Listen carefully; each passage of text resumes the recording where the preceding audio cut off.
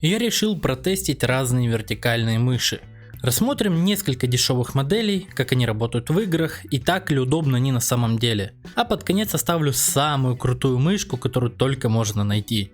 Приятного просмотра. Для начала пару слов, что же за вертикальные мышки такие. В 1994 году Джек Ло собрал собственную вертикальную мышь, потому что испытывал боли в руке при использовании обычной горизонтальной мышки. В 2002 году компания Evoluent, основанная Джеком, выпускает первую версию для продаж. Вертикальная мышь разработана так, чтобы рука находилась в естественном положении рукопожатия, примерно под углом 57-90 градусов к поверхности стола. Вертикальное положение позволяет костям предплечья, лучевой и локтевой, оставаться параллельно друг другу, а не перекручиваться. Это снижает напряжение в мышцах предплечья и запястья. Но важно понимать, что данные мыши лишь снижают негативное влияние на кисти предплечья, и если проблема уже появилась, то надо идти к врачу. Итак, у нас есть три малоизвестные модели. Какие-то относили себя к игровым, но игровые относили их обратно. Начнем по порядку. Первый прибор Mitton BTM008, он же Митя, он же Дима. В плане форм-фактора мышь очень классная, легла в руку как родная, пусть и приходилось привыкать какое-то время. В принципе, каждый нужно было привыкать около недели, потому что имеют некоторые различия в формах. Есть два способа подключения, Bluetooth и радиоканал. Подключается без проблем с обоих вариантов, но я пользовался только через донгл. Имеет 4 настроенных DPI 800, 1200, 1600 и 2400. Несмотря на то, что я на своей мышке установил 1300 DPI, здесь мне было комфортно значение в 1600, вес 96 грамм. Кнопки приятные, LKM и PKM бесшумные, боковые кнопки как обычно.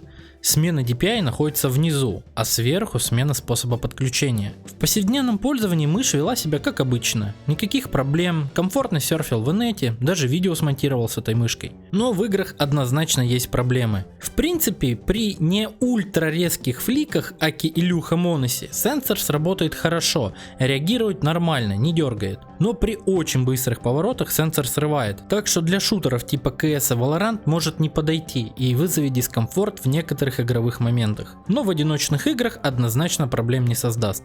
Моя личная оценка 8 из 10. Следующая мышь это Joma MKE 604. Напрашивается неприличный пароним, но это не заслуженно. Способы подключения аналогичны Мите, но форма имеет отличия. Первое, что бросается в глаза, это еще одно колесико. Оно имеет несколько функций. Может работать как альтап, может изменять масштаб, и третье это прокрутка по горизонтали. В принципе, все это можно заменить нужным сочетанием клавиш, но сама задумка интересная и в работе однозначно может кому-то пригодиться. Из минусов кнопка смены подключения находится прямо под большим пальцем. К счастью, есть своеобразная защита от дурака. И от однократного нажатия ничего не произойдет. Нужно дважды нажать и потом переключаться. Но все равно выглядит не очень надежно и довольно странно. Мышь больше первой, более прямой угол хвата, но по ощущениям мне было комфортно. Вес 105 грамм, это самый большой вес среди рассматриваемых моделей. Тоже имеет 4 фиксированных значения DPI. 1000, 1200, стоит по стандартному при подключении, 1600 и 2400. Тоже пользовался ей со значением в 1600, как и все остальные. Как и прошлая мышь, в работе ведет себя адекватно, без нареканий. Попробовал ее в программе для монтажа и могу сказать, что боковое колесо мне не сильно пригодилось, потому что это надо в первую очередь приучиться ей пользоваться. И я не смог, хотя иногда переключаться между окнами было куда удобнее, чем сочетанием клавиш. В играх ведет себя похуже, чем первая модель. Сенсор не справляется с большей частью резких движений, поэтому играть реально только при высокой чувствительности. Учитывая, что при 1300 DPI на основной мышке у меня значение 0.3 показателя чувствительности в игре, мне было более-менее комфортно, при том, что значение ей DPI даже выросло. Но играть ей было тем еще испытанием. С учетом полезности в рабочих задачах и конструктивными нюансами, 6 из 10 вполне достойная оценка по моей шкале. Вот она. Ой, у меня мышка просто влево ушла сама. Еще одна модель это Zelotes F36A. Ну знаете, Tetrades, Vremes, Zelotes, Pervodes. Форм-фактор этой крыски мне зашла хуже всего, она мне банально большая. Пальцы у меня короткие, и поэтому я брал как попало, и по итогу пользовался почти как обычной горизонтальной мышью. Подключение только по радиоканалу. Имеет три варианта чувствительности: 1000, 1600 и 2400. Единственная модель в рамках нашего видео, которая имеет подсветку. Выключение в среднем положении вниз просто вкл, а вверх это включение с подсветкой. Ее хоть и видно, но она была мне не нужна, и я ее не включал. В повседневной деятельности я ей пользовался редко из-за неудобства, но свою задачу выполняет. Но вот в играх она повела себя необычно. Среди этих моделей я впервые столкнулся с таким понятием, как сглаживание траектории. Мышь реагирует на флики, но она, скажем так, выпрямляет и корректирует путь. Но это больше минус, чем плюс. На картах с сложной геометрией такая функция может заруинить момент. Если мне нужно было развернуться и уйти немного ниже, то курсор пойдет скорее всего строго по горизонтали и прицел будет не там, где надо. Но сенсор при этом не срывает. Честно говоря, к этому даже можно привыкнуть, но не на 100%. И в шутерах это лишь добавит сложностей, постоянно удерживая фактор движения как на руле. Короче говоря, мышь пусть и самая игровая среди всех, но все равно нет максимального контроля в движениях. С учетом того, что она не подошла мне по форме, сделаем небольшую поблажку в оценке. Я не мог оценить ее должным образом, но за то, что я сделал почти 30 фрагов в первой игре, и на этой мыши я сделал самый странный эйс в моей истории, поставлю твердую 7 с плюсом из 10.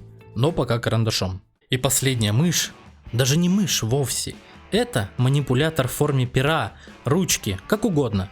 На коробке написано ручка-мышь, будем использовать оба слова. Думаю, не стоит объяснять, что мышь не игровая, даже для рядового пользования не подойдет. Это скорее замена графического планшета, но в играх надо было опробовать минимум хотя бы для контента. Форм-фактор мне на удивление оказался очень комфортен. Я неправильно держу ручку, и когда беру эту мышку в руки, мне удобно пользоваться и LKM, и PKM. Кстати, о кнопках. Тут их всего 4. LKM находится под указательным пальцем, PKM сбоку, колесико, которое не нажимается, и кнопка смены DPI. Здесь на выбор 3 предустановки: 800, 1200 и 1600. Сглаживание траекторий тут тоже есть, но по ощущениям оно тут как будто помягче, хотя не факт, что так и есть. Просто в движениях эта функция казалась более предсказуемой, и в целом у меня даже что-то получалось, и спрей контролить будто удобнее, главное привыкнуть. Даже в Valorant, где особо не принято зажимать, спреем можно неплохо так задавить. Что касается ее основной задачи, оценить в должной мере мне сложно, так как рисовать я не умею.